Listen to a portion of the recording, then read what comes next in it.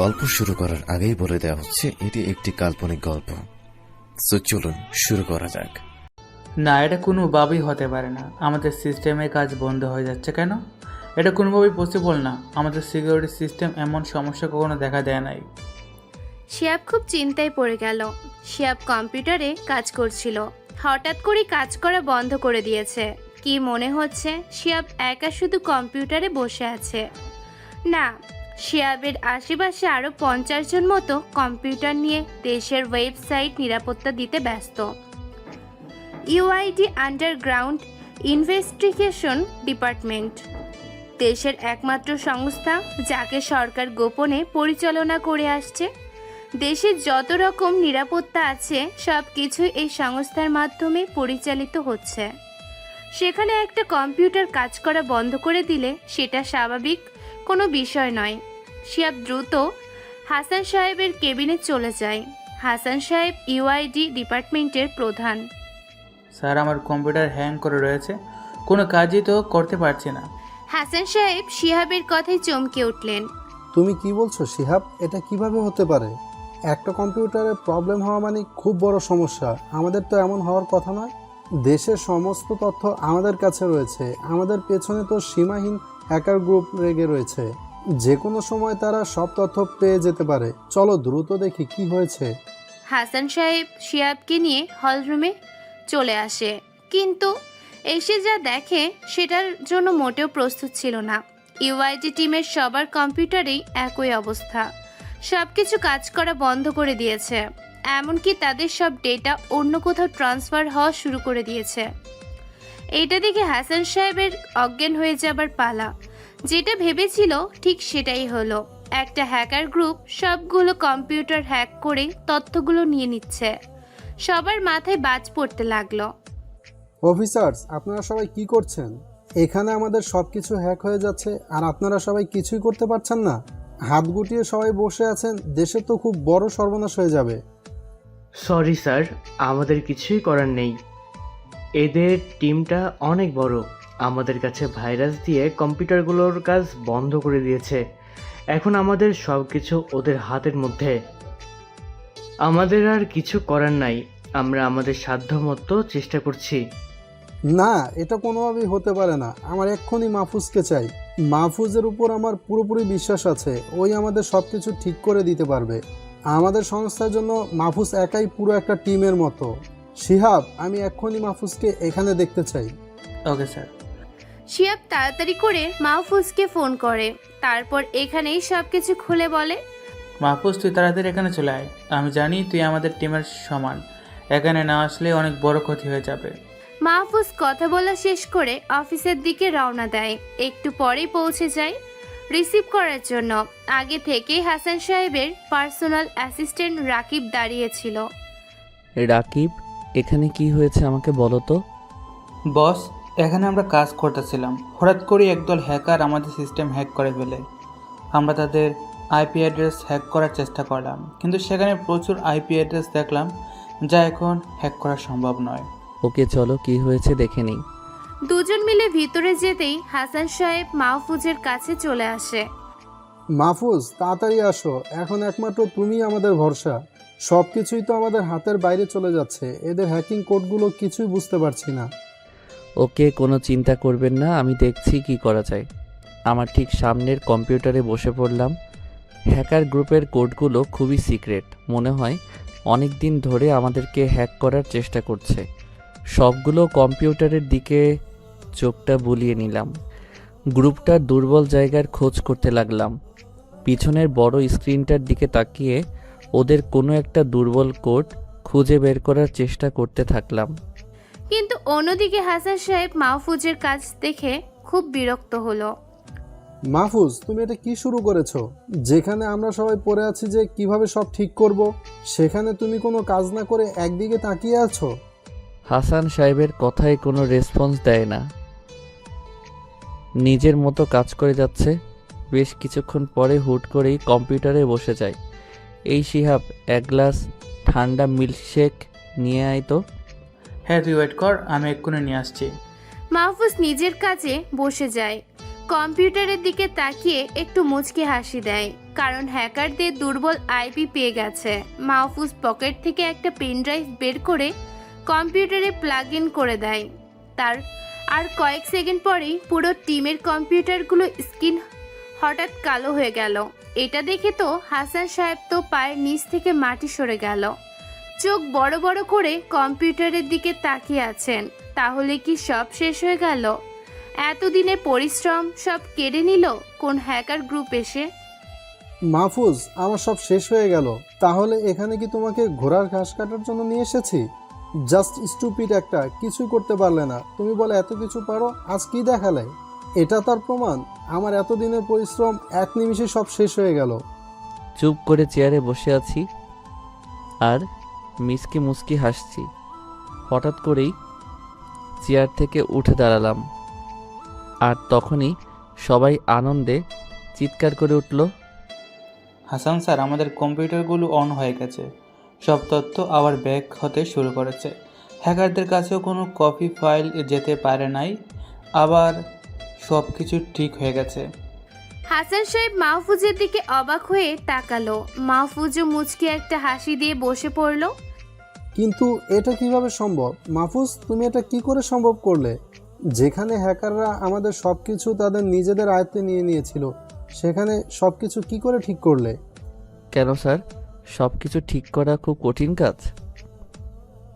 আপনার চিন্তিত হওয়ার কারণ তো আমি বুঝতেই পারছি, কিন্তু সব কিছুই যদি এত তাড়াতাড়ি করলে হয়ে যেত, তাহলে এই পৃথিবীতে সবাই সফল হয়ে যেত।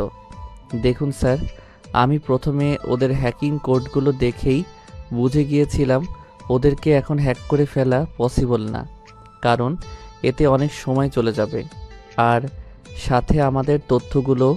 তাই প্রথমে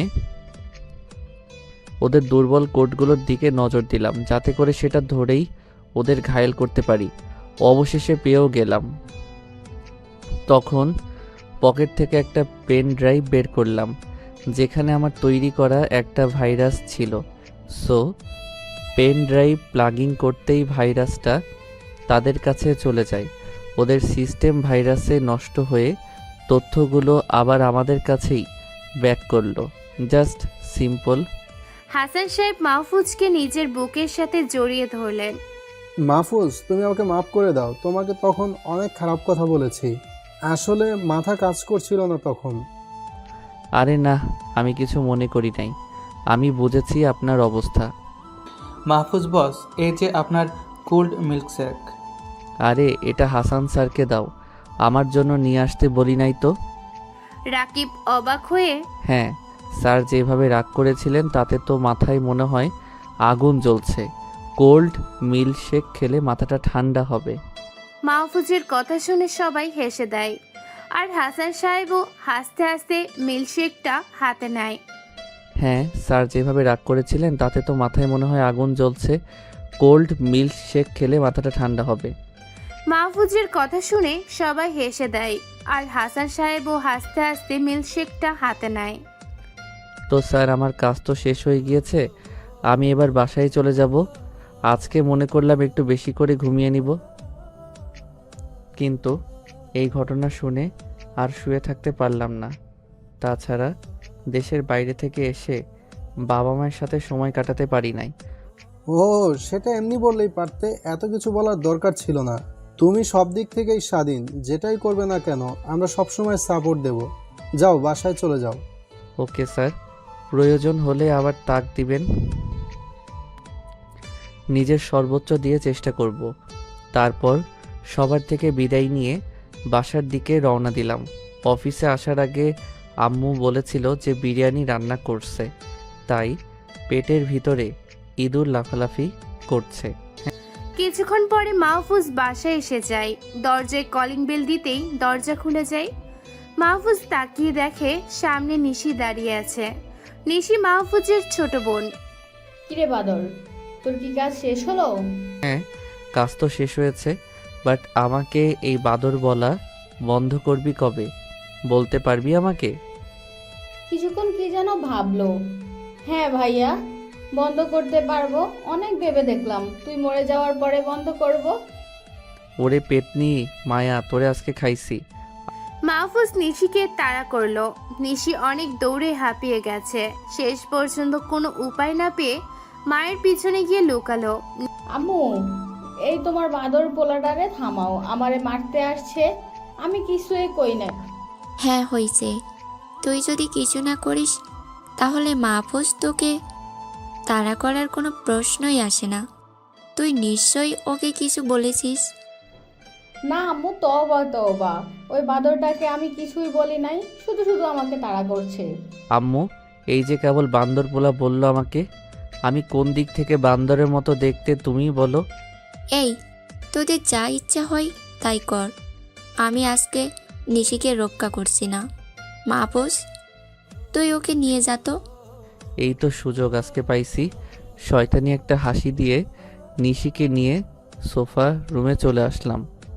ওই পেতনি, এবার আমার থেকে তোকে কে বাঁচাবে? দেখো ভাইয়া, এখন আর মারামারি করব না। তুমি না আমার ভালো ভাইয়া, এখন এসব আর ভালো লাগছে না। তুমি কতদিন পরে আসলে, মিষ্টি কোনো কথা না বলে মারছো আমাকে। ও সরি, মানে একটু বেশিও করে ফেলছি। তো বল, তোর দিনকাল কেমন কাটছে?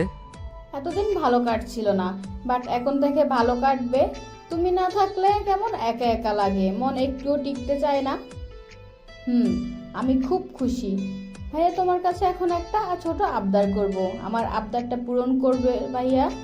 আচ্ছা, এখন থেকে তোর মনকে টিকিয়ে রাখবো। তোর সেই চকলেট আইসক্রিমগুলো এখন থেকে দেখতে পারবি। তো এখন খুশি তো? ভাইয়া, আজকে আমাকে কলেজে নিয়ে চলো, অনেক দিন হলো তোমার সাথে যাই না। আমি পূরণ করে দিব। আচ্ছা, তুই খেয়ে রেডি হয়ে নে, আমি তোকে নিয়ে যাচ্ছি। একটু পরে নিশি রেডি হয়ে আসে। ওকে নে, কলেজের দিকে রওনা দিলাম। কলেজটা বেশি দূরে না, তাই যেতে আর দেরি হলো না। কলেজে ঢুকেই দেখি একটা বড় বিল্ডিংয়ের পাশে লোকজন জড়ো হয়ে আছে, আর সবাই উপরে তাকিয়ে হাই হতাশ করছে। আমি তাড়াতাড়ি নিশিকে নিয়ে সেখানে গেলাম। উপরের দিকে তাকাতেই কলিজার পানি শুকিয়ে গেল। একটা মেয়ে বিল্ডিংয়ের শেষ মাথায় দাঁড়িয়ে আছে। সবাই বলছে সুইসাইড করার জন্য গিয়েছে।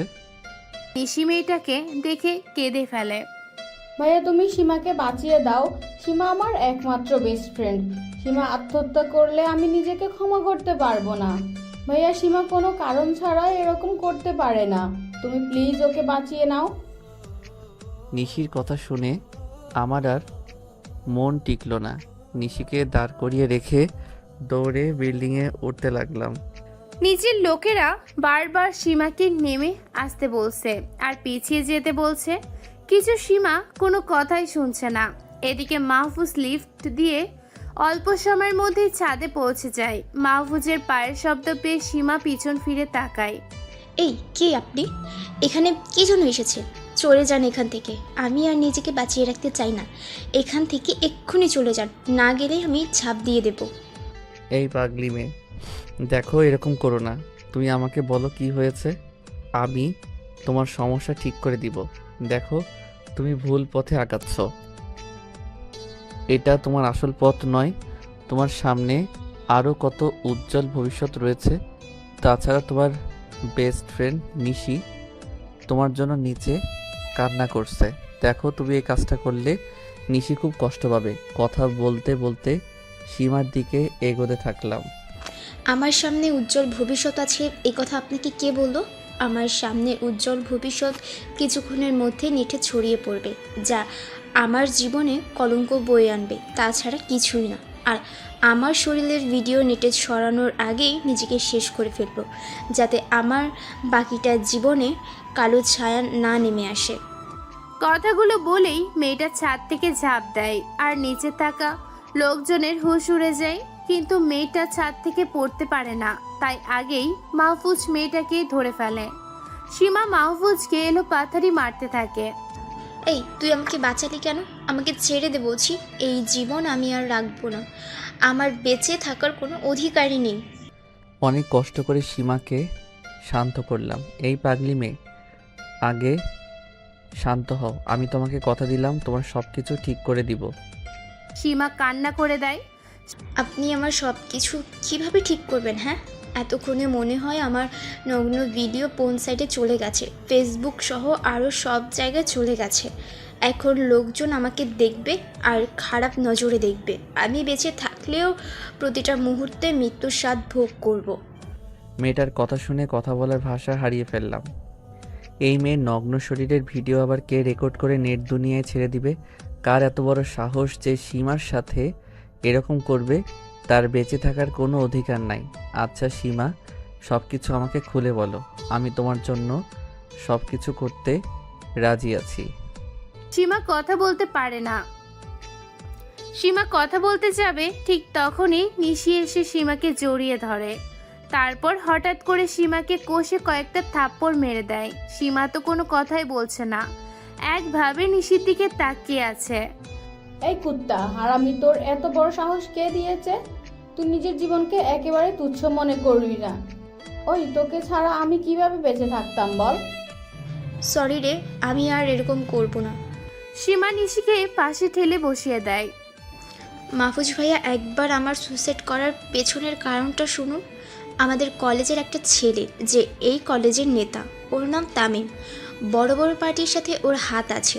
বেশ কয়েকদিন ধরে আমার পিছু ছুটেছে আর প্রেমের প্রস্তাবও দিয়েছে, কিন্তু আমি সরাসরি না করে দিয়েছি। কিন্তু ভাইয়া, ওই তামিম থিমে থাকেনি। আমাদের প্রায় সময় খারাপ চোখে দেখতো, খারাপ কাজ করার ইঙ্গিত দিত। এইভাবে আস্তে আস্তে তামিমের প্রতি আমার ঘৃণা হয়ে যায়। একদিন অসহ্য হয়ে ওকে চড় মেরে দিই, আর সেটাই আমার জীবনে কাল হয়ে দাঁড়ায়।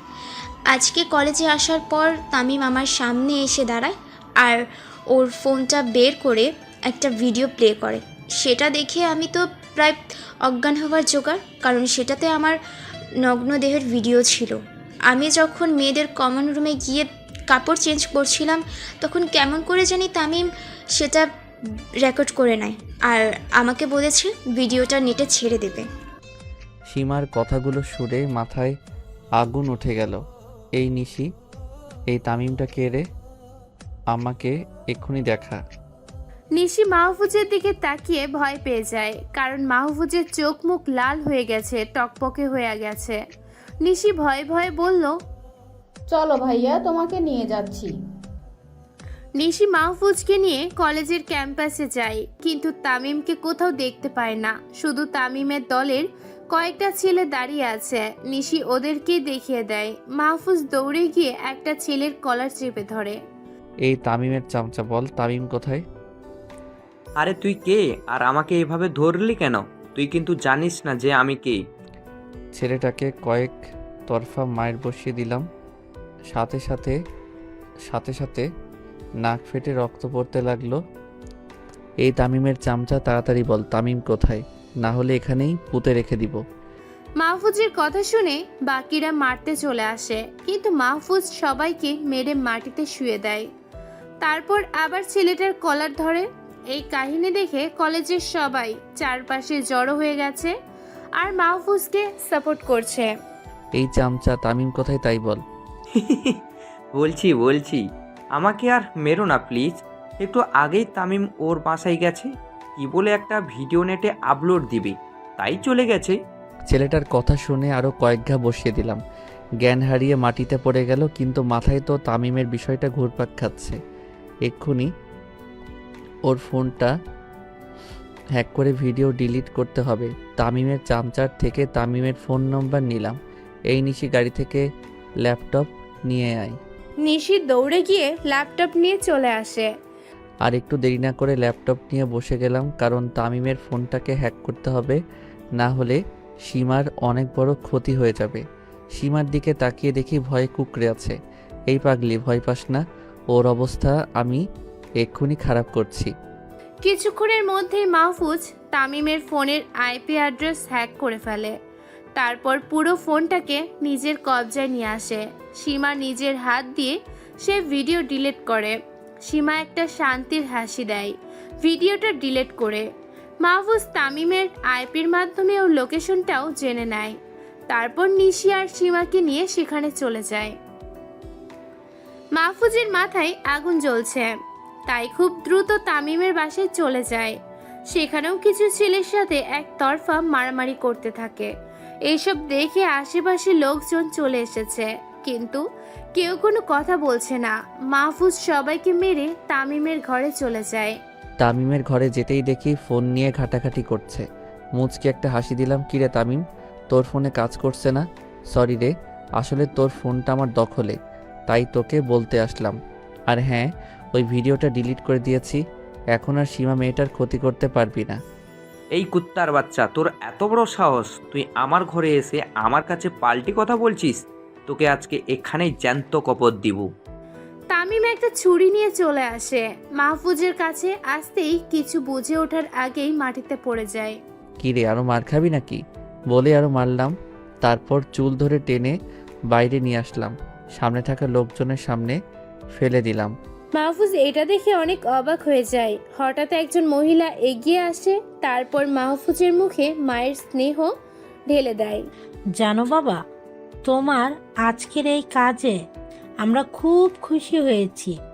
এই শয়তান আমার মেয়েকে প্রেমের প্রস্তাব দিয়েছিল, কিন্তু মেয়েটা গ্রহণ না করায় নগ্ন ভিডিও নিয়ে নেটে ছেড়ে দেয়, যার কারণে আমার মেয়েটা আত্মহত্যা করে। বলেই খুব কান্না করতে থাকে। মাহফুজ মহিলাটিকে শান্ত করে।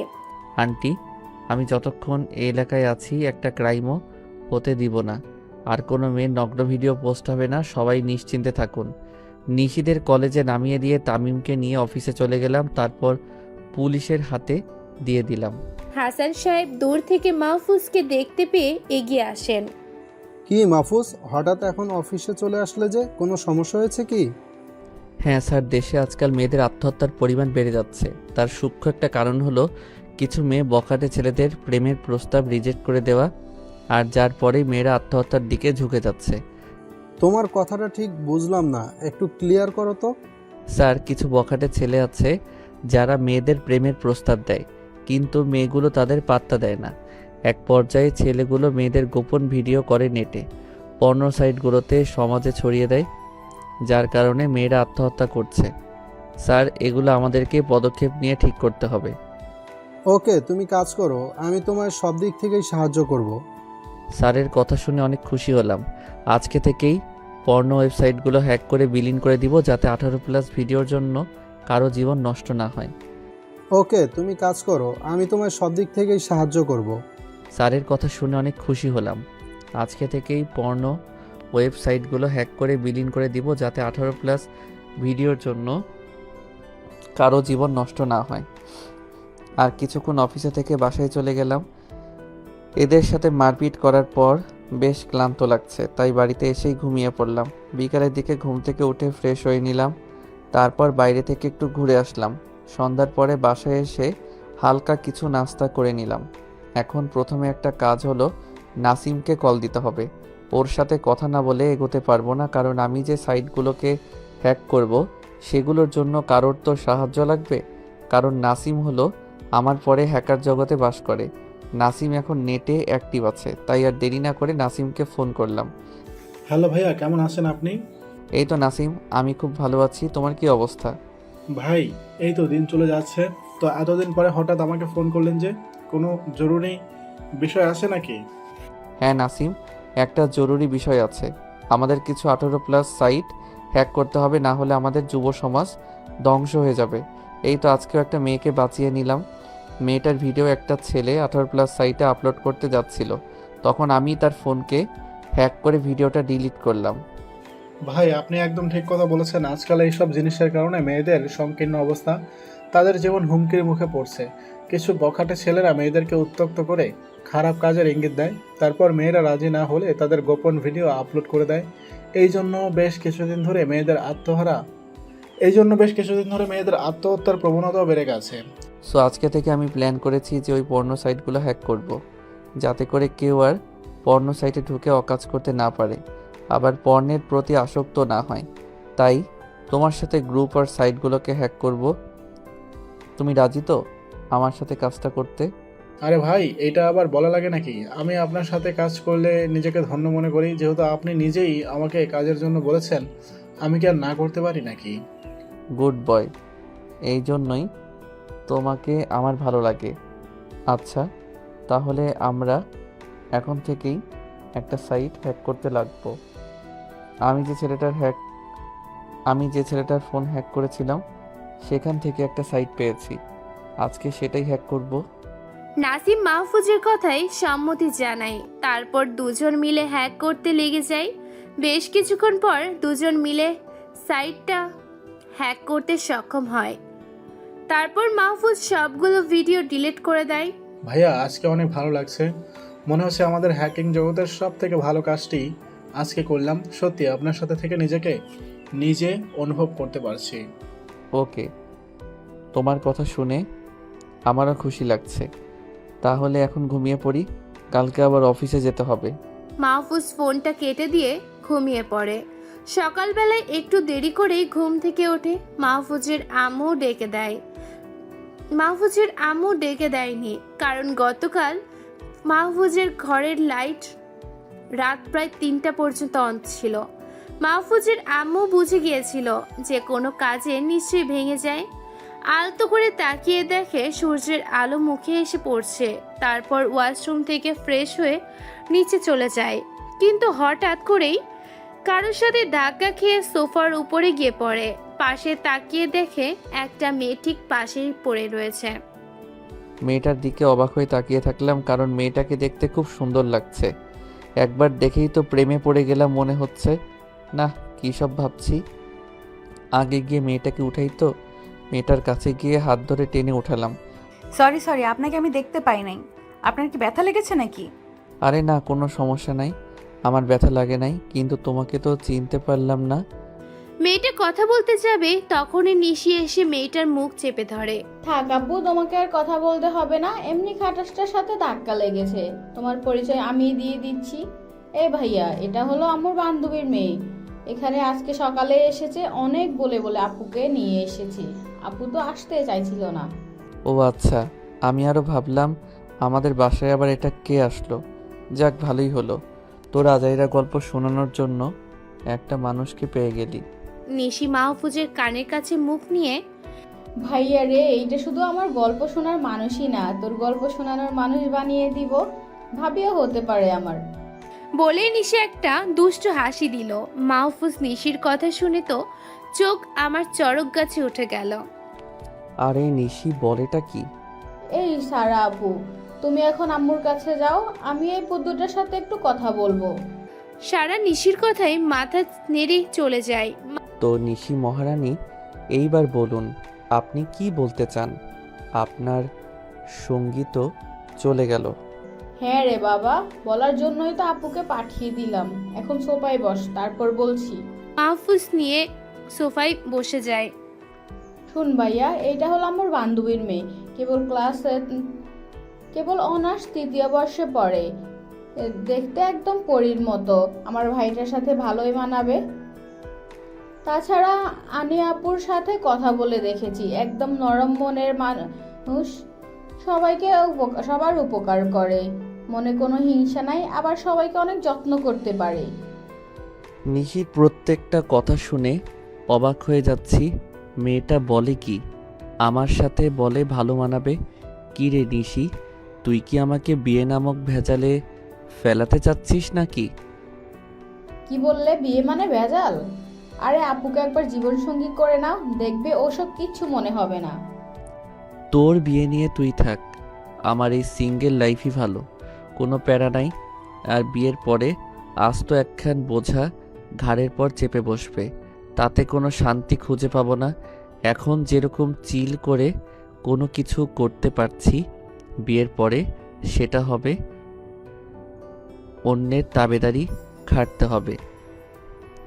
আমি এখানে নাই, তুই সরে যা তো, আমাকে যেতে দে।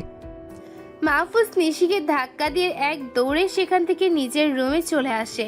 নিশিও মাহফুজকে আটকে রাখতে পারে না, কিন্তু নিশি মনে মনে সিদ্ধান্ত নিয়ে নেয় যেভাবেই হোক সারাকে তার ভাবি করে নিয়ে আসবে।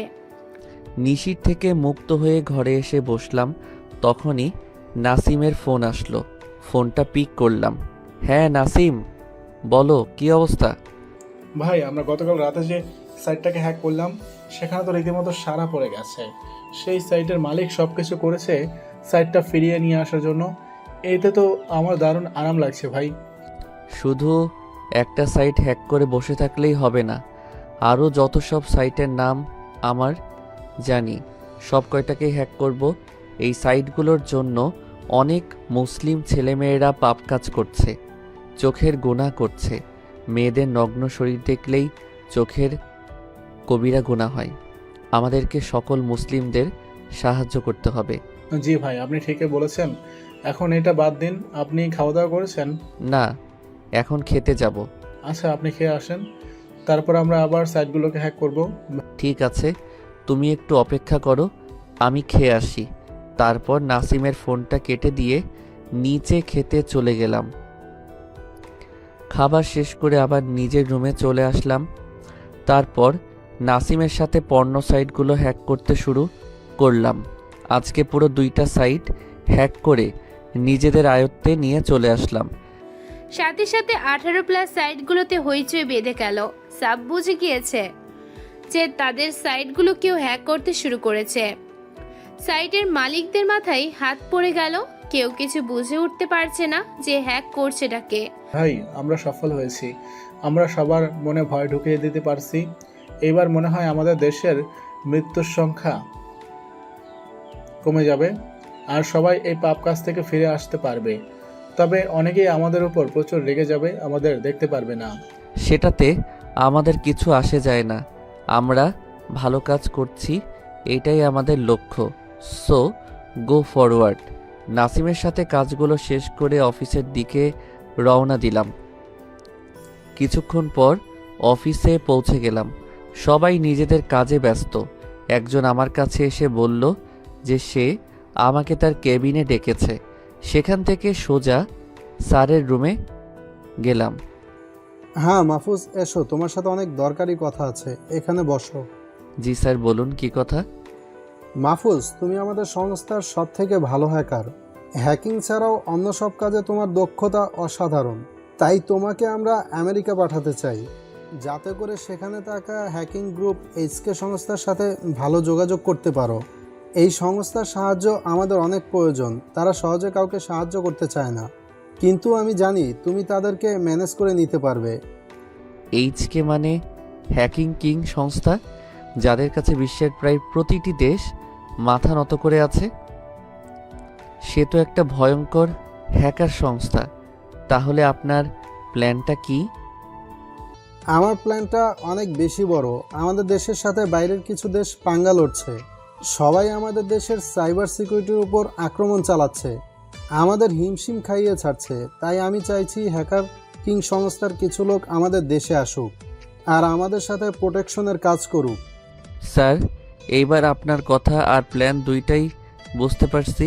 হ্যাঁ, আমি আমেরিকায় যাব। দেশের জন্য যা যা করতে হবে সেটা আমার জীবন দিয়ে হলেও করব। আমি কবে যাচ্ছি স্যার? মাহবুব, তুমি পরশু রাতের ফ্লাইটে চলে যাবে। আমি সমস্ত কিছুর ব্যবস্থা করে দেব। কিন্তু সাবধান, এসকে গ্রুপের সিকিউরিটি কিন্তু খুব কড়া, তোমাকে অনেক সাবধান হয়ে যেতে হবে। স্যার, সেটা আমার উপরে ছেড়ে দেন। ওদেরকে কেমন করে মানিয়ে নিতে হয় সেটা খুব ভালো করেই জানি। আপনি ওসব নিয়ে একদম চিন্তা করবেন না। তো মাহফুজ, তোমাদের ওয়েবসাইট হ্যাকিংয়ের কাজ কেমন চলছে? স্যারের কথা শুনে অবাক হয়ে গেলাম। স্যার জানলো কি করে যে আমরা হ্যাকিং করছি? স্যার, আপনি কি করে জানলেন যে আমরা হ্যাকিং করছি? এটা তো শুধু আমার আর নাসিমের মধ্যেই চলছে। মাহফুজ, তুমি ভুলে যাও না যে আমি তোমার স্যার। তোমার সব কর্মকাণ্ডের দিকে আমি নজর রাখি।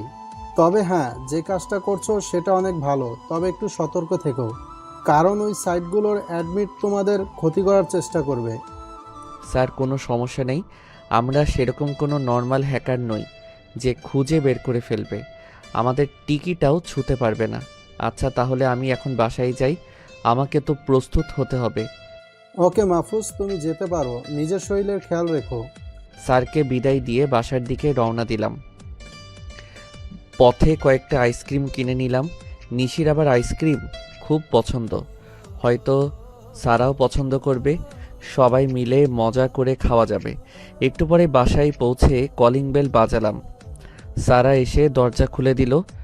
ও আপনি চলে এসেছেন? বাইরে দাঁড়িয়ে না থেকে ভেতরে চলে আসুন। ভিতরে গিয়ে সারার দিকে তাকালাম। আচ্ছা সারা, নিশি কোথায় আছে? ও নিশিতে একটু ছাদে গিয়েছে, পরে বলে ঘরে ভালো লাগছে না, তাই ছাদে গিয়েছে। আচ্ছা ঠিক আছে, আমিও ছাদে যাচ্ছি। আর সারা, তুমিও ছাদে চলে এসো, কাজ আছে তোমাদের সাথে। আচ্ছা ঠিক আছে, আপনি যান, আমি আসছি। আস্তে করে ছাদে চলে গেলাম। নিশি ম্যাডাম দেখি ছাদের রেলিং ধরে দাঁড়িয়ে আছে। পিছন দিকে গিয়ে ওকে উঁচু করে ঘোরাতে লাগলাম। নিশি চমকে উঠল। এ ভাই, আমি পড়ে যাব তো, আমাকে নামিয়ে দে প্লিজ। আমার অনেক ভয় করছে, পড়ে যাব তো। ও বাবা, কয়েকদিন আগেও যে এমন করলে খুশি হতো, আজকে তার এত ভয় কই থেকে আসলো? নাকি কোনো কিছু নিয়ে ভয় পেয়ে আছিস? সত্যি বলতো আমাকে।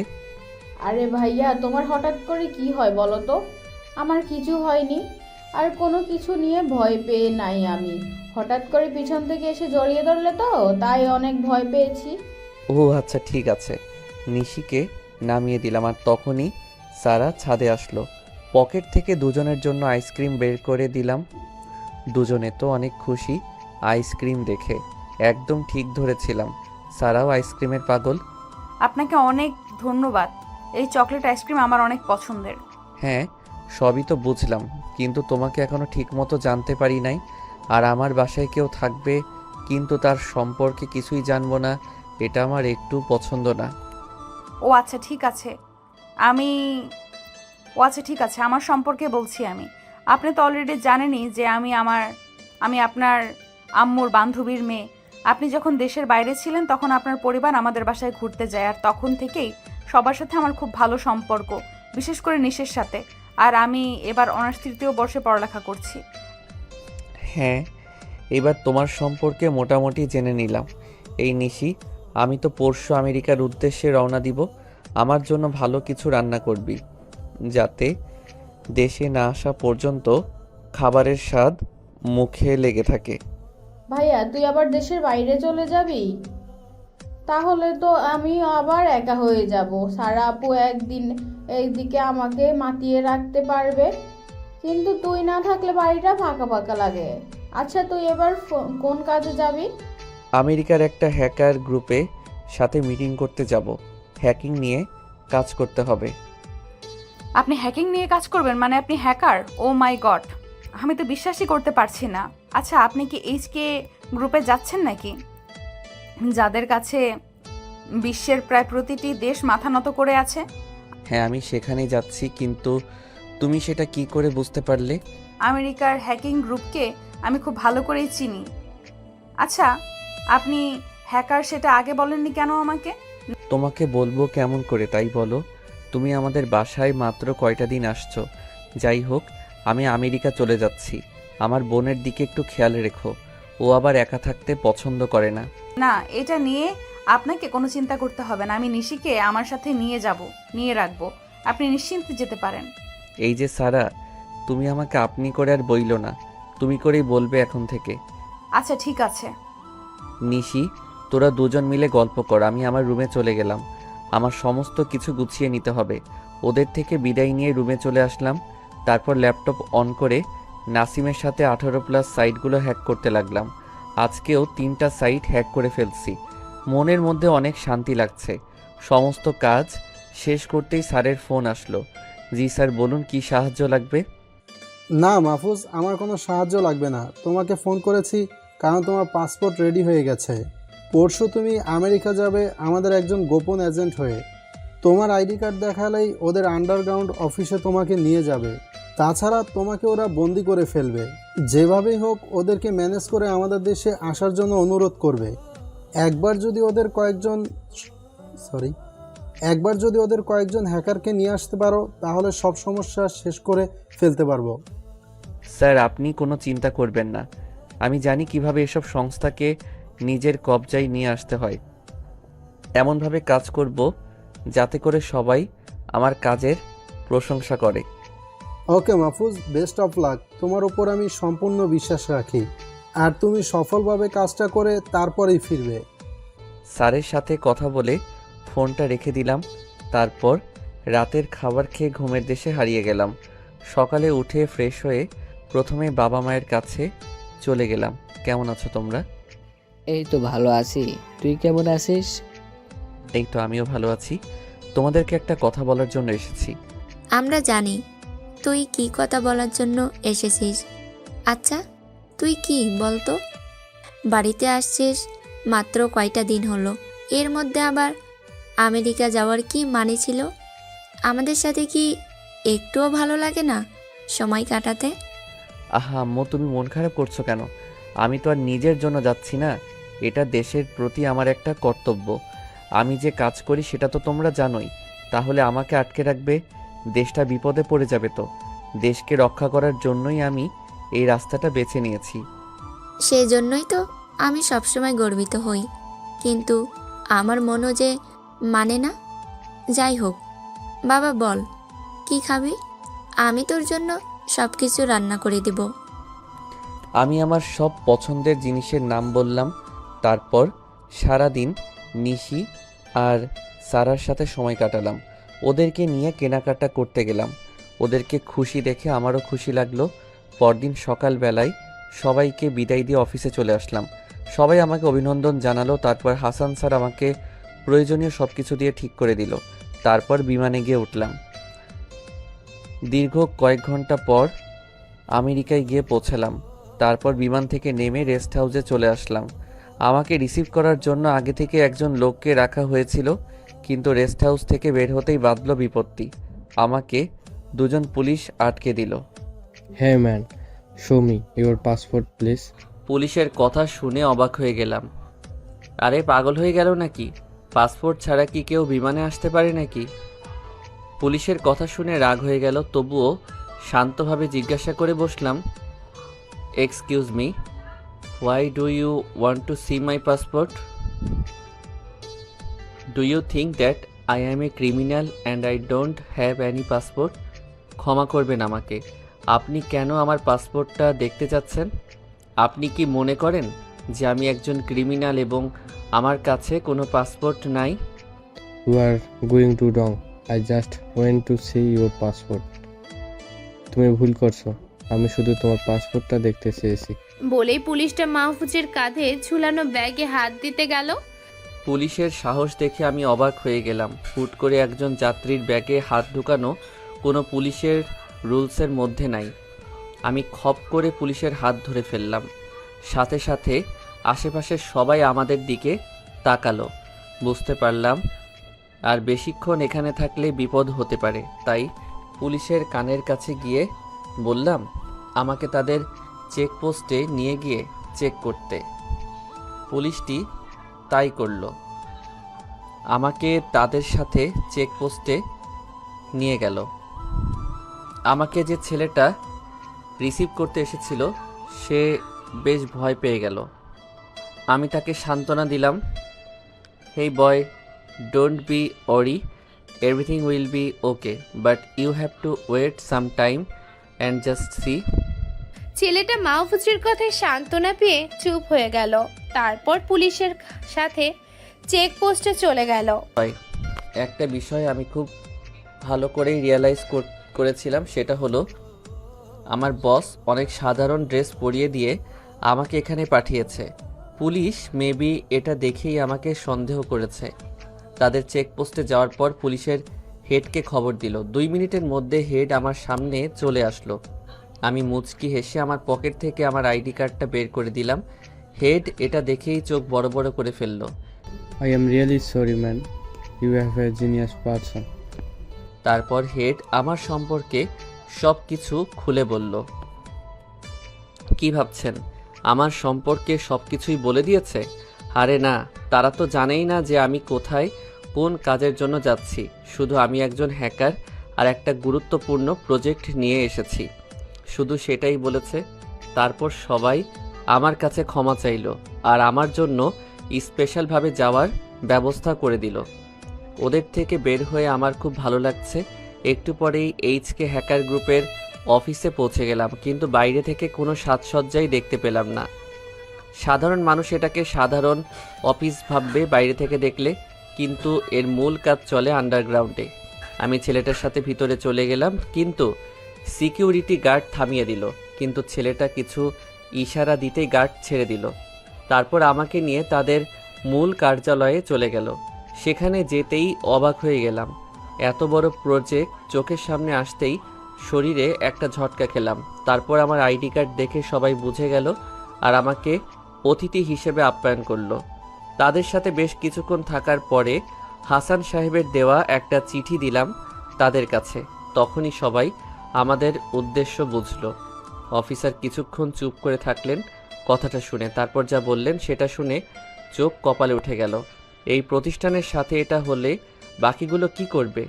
শুনুন মাহফুজ সাহেব, আমাদের এই প্রতিষ্ঠানটি সরকারের একটি গোপনীয় সংস্থা হিসেবে কাজ করে। আর হ্যাঁ, বিশ্বের কাছে এটিকে সর্বোচ্চকে ভয়ঙ্কর হিসেবে গড়ে তুলেছি। আমরা কাউকে ভয় পাই না, কিন্তু আমাদেরকেও দেখলাম একটা হ্যাকার ভয় পায় না। যেখানে আমার সংস্থা সব থেকে ভয়ঙ্কর হ্যাকাররা কাজ করেছে, সেখানে তাদেরকে বুড়ি আঙুল দেখিয়ে আরেকটা হ্যাকার আমাদের ডেটা চুরি করে নিচ্ছে। এই জন্য একটু সমস্যায় আছি, বেশ চিন্তিত আছি।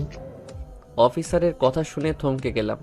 স্যার, আপনাদের মতো সংস্থার ডেটা চুরি করছে, তাহলে আমাদের মতো ছোট সংস্থারা বাঁচবে কি করে? আরে চিন্তা করো না, হ্যাকার আমার মেন সার্ভারে প্রবেশ করতে পারে নাই। বেশ কিছু ছোটো ছোটো ডেটা চুরি করেছে, যেটা কোনো ব্যাপার না। কিন্তু আমাদের ভয় হচ্ছে যদি সেটা মেন ফাইলে ঢুকে যায়।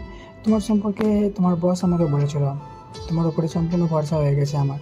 তুমি একটু চেষ্টা করে দেখো যে হ্যাকারটাকে আটকাতে পারো কিনা, তাহলে তোমার জন্য সরকারের কাছে আবেদন করতে পারবো। এখন গিয়ে রেস্ট নাও, আর কিছু প্রয়োজন হলেই জানাবে।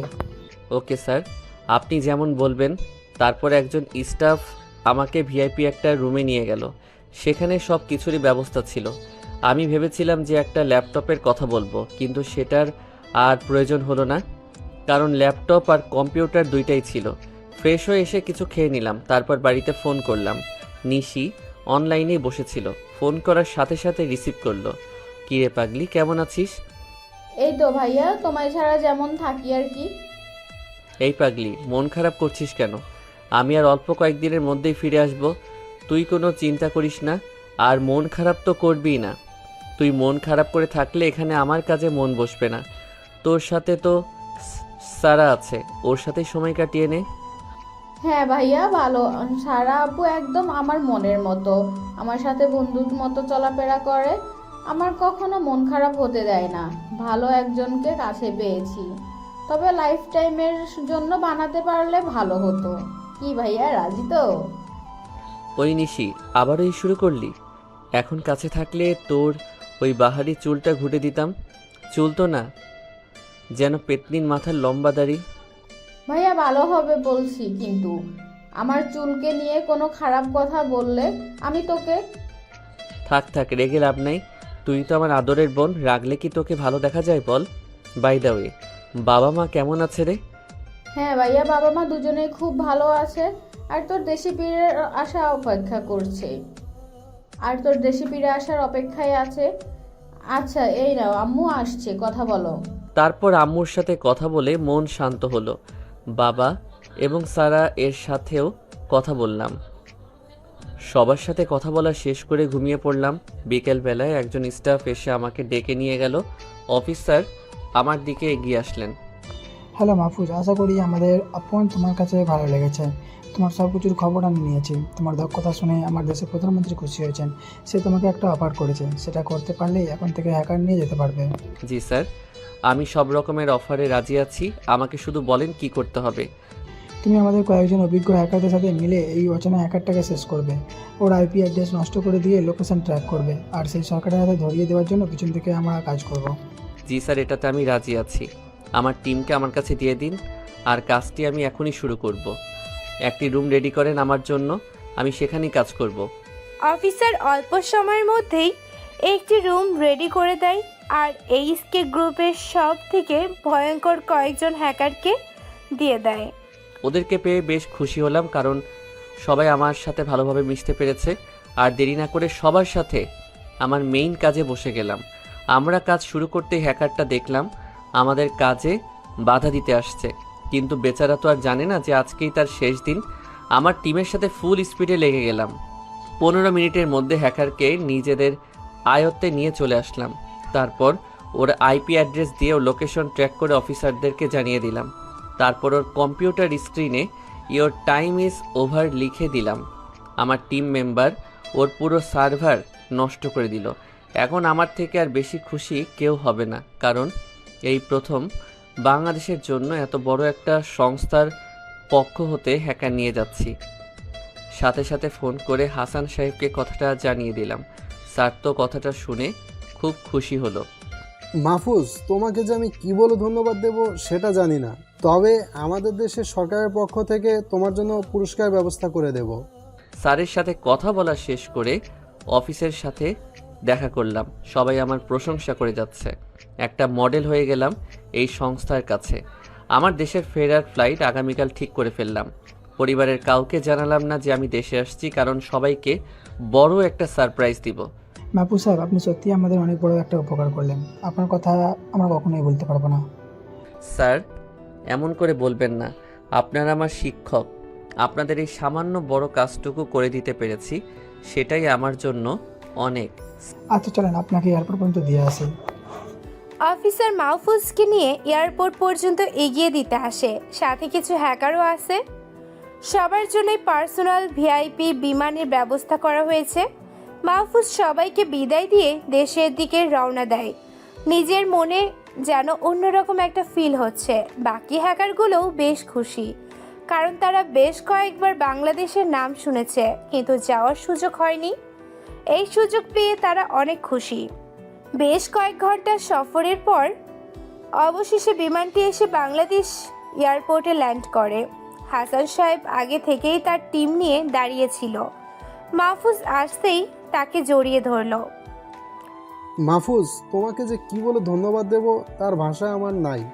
এই পর্যন্ত কোনো দেশই তাদের জন্য এর কাছ থেকে হ্যাকার নিয়ে আসতে পারে নাই, কিন্তু তুমি একমাত্র ব্যক্তি যে এদেরকে আমাদের দেশে নিয়ে আসতে পেরেছো। স্যার, আমি এখন অফিসে যেতে পারবো না, কারণ বাবা মা আর বোনটা আমার জন্য অপেক্ষা করছে। আমি পরে আপনার সাথে গিয়ে দেখা করব। ওকে, নো প্রবলেম, তোমার যেটা ভালো মনে হয় সেটাই করো। মাহফুজকে বিদায় দিয়ে বাকিদের নিয়ে অফিসে চলে যায়। সেখান থেকে সোজা বাসার দিকে রওনা দিলাম। নিশি আর সারার জন্য বেশি করে চকলেট নিয়ে নিলাম। তারপর অল্প কিছুক্ষণের মধ্যেই বাসায় পৌঁছালাম। নিশি আমাকে দেখেই দৌড়ে এসে জড়িয়ে ধরল। আরে ভাইয়া, তুই এত তাড়াতাড়ি চলে আসবি, আমাকে আগে বলবি না? আমি তো মনে করেছিলাম আরো কয়েকদিন পরে আসবি। আজকে আমি সব থেকে বেশি খুশি। তোদেরকে সারপ্রাইজ দেওয়ার জন্যই কিছু না বলে চলে আসলাম। তারপর পকেট থেকে সব চকলেট বের করে দিয়ে দিলাম। নে, এগুলো ধর, তুই আর তোর সারা আপু মিলে খাবি। আরে নিশি মাহফুজের মুখ থেকে সারার কথা শুনে মুচকি একটা হাসি দেয়। কি ভাইয়া, হঠাৎ করে সারাপুর জন্য চকলেট নিয়ে আসলি? ব্যাপারটা কি? কোনো ব্যাপারই না। আগের দিন বাসায় চকলেট নিয়ে আসছিলাম, দেখলাম তোর মতো সারাও চকলেট খুব ভালোবাসে, তাই তো ওর জন্য কিনে নিয়ে আসলাম। তবে তুই যেটাই বলিস ভাইয়া, সারা আপু কিন্তু তোকে বেশ পছন্দ করে। তুই যাওয়ার পর থেকে অনেকবার তোর সম্পর্কে জানতে চেয়েছে। আমিও খোলাখুলি সব ডিটেলসে বলে দিয়েছি। হ্যাঁ, খুব ভালো করছস। নিশির পিছন থেকে বাবা মা আমাকে দেখেই চলে আসে। আম্মু মাহফুজকে জড়িয়ে ধরে। আরে বাবা, তুই আমাদেরকে না বলে আজকেই চলে আসলি যে? বলেই কান্না করে দেয়। জানিস তোর জন্য আমার মনটা কত খারাপ ছিল। এবার আমাদের কাছে অনেক দিন পর্যন্ত থাকবি। তোকে বিয়ে না দেওয়া পর্যন্ত দেশের বাইরে যেতে দেব না। আমি তোর জন্য ভালো একটা মেয়েও ঠিক করে রেখেছি। হ্যাঁ, কি বলো আম্মু?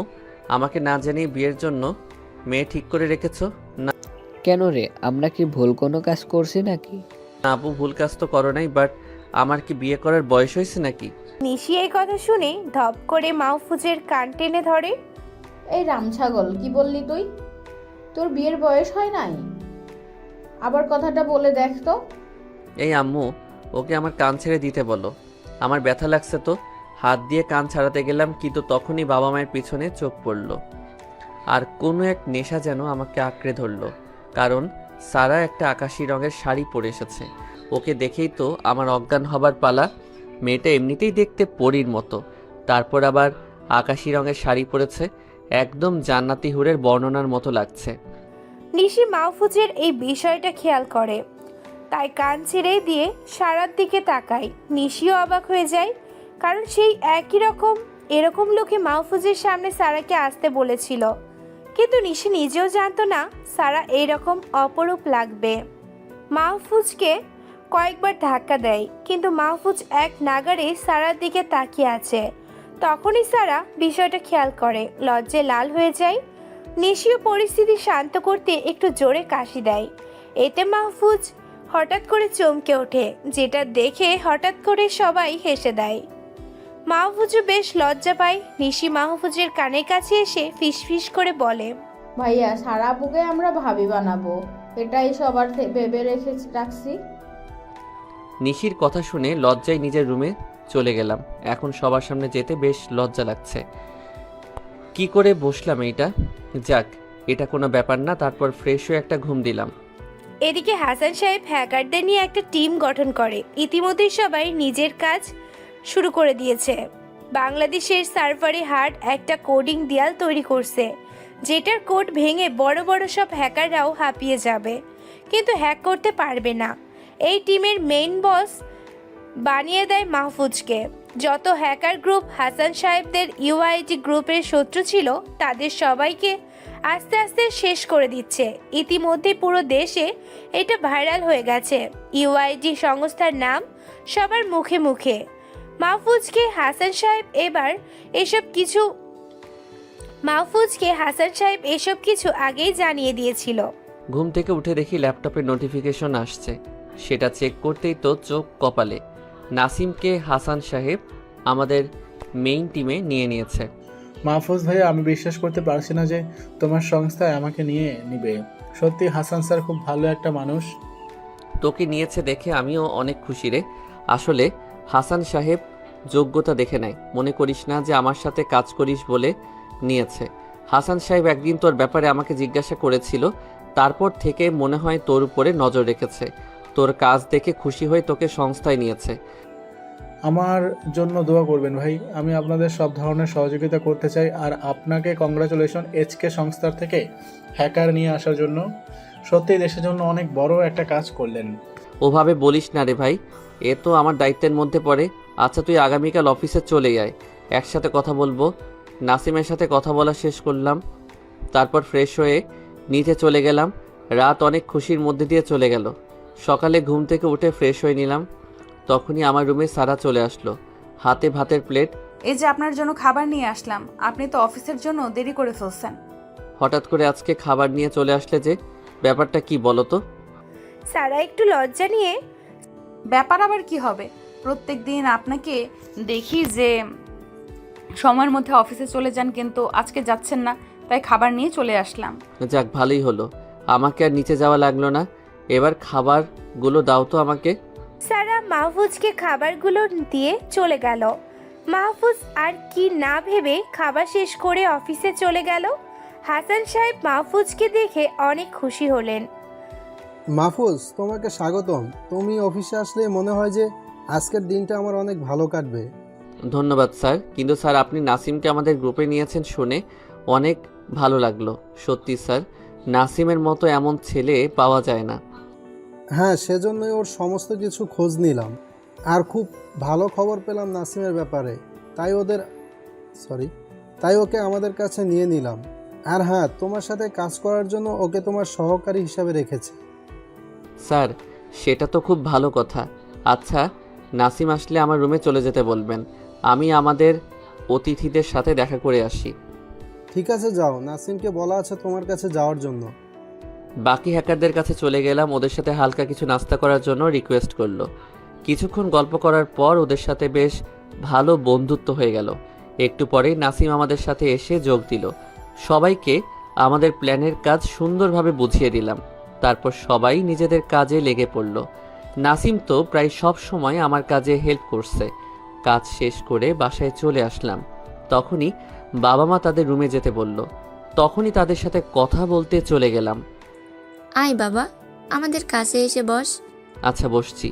কি হয়েছে বলো? কিছু হয় নাই, তোর বিয়ে দিব তাই আর কি। দূর চাই, তুই চুপ কর তো একটু। আচ্ছা মাহফুজ, তুই তো এখন বিয়ে করার মতো উপযুক্ত হয়েছিস। তোকে একটা ভালো মেয়ের হাতে তুলে দিতে পারলেই আমাদের শান্তি। তুই কি এখন বিয়ে করতে রাজি? তোমাদের খুশির জন্য আমি সব কিছু করতে রাজি আছি। সেটা অনেক ভালো কথা। আচ্ছা এখন বল তো, সারা মেয়েটাকে তোর কেমন লাগে? কেমন আবার লাগবে? মেয়েটা তো অনেক ভালো, নম্র ভদ্র একটা মেয়ে, অনেক ভালো লাগে। আমি ভেবেছি সারা মেয়েটার সাথেই তোকে বিয়ে দেব। সারার আম্মু আমার বেস্ট ফ্রেন্ড ছিল, তাই দুই পরিবারের সম্পর্ক আরও ভালো করার জন্য আমি এই সিদ্ধান্ত নিয়েছি। সারাকেও ব্যাপারটা বলেছি, মেয়েটা রাজি আছে। কিন্তু তোর কি সিদ্ধান্ত বল? হ্যাঁ আম্মু, মেয়েটাকে আমারও অনেক পছন্দ, আমি এই বিয়েতে রাজি আছি। আচ্ছা আমি একটু সারার সাথে গিয়ে কথা বলে আসি। তারপর সোজা সারার কাছে চলে গেলাম। এই মেয়ে, তুমি আমাকে পছন্দ করো? হ্যাঁ, অনেক আগে থেকেই পছন্দ করি। আমাকে বিয়ে করতে রাজি আছো? সারা লজ্জা মাখা মুখ নিয়ে হ্যাঁ, আমি রাজি আছি বলেই মাহফুজকে জড়িয়ে ধরলো। এই যে আপনারা এখানে কি করছেন এখনো? আগামী সপ্তাহে ওদের বিয়ে, সবাই দাওয়াত খেতে চলে আসবেন। আল্লাহ হাফেজ।